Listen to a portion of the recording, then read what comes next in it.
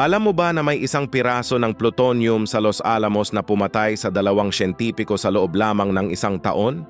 Tawagin nila itong Demon Core, isang bilog na metal na sobrang delikado, Agosto 1945. Si Harry Daghlian ay nag-i-eksperimento sa gabi. Isang maling galaw lang. Nahulog ang tungsten brick sa plutonium sphere. Biglang naging blue ang buong kwarto. Critical mass na. Hinatak niya ang brick gamit ang kamay. Walang protective gear. 2 linggo lang. Patay na siya. Ang balat niya ay nagsimulang matunaw. Ang mga daliri niya ay naging itim.